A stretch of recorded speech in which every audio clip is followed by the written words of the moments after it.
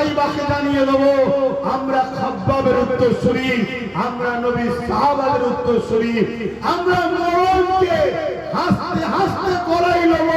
কেন? আমরা জানি মরে যখন কবরে যাব, যার ইন্তজার পরিসার সেই মাহবুবের দিদার তখন কবরেই হবে। জোরে বলুন সুবহানাল্লাহ।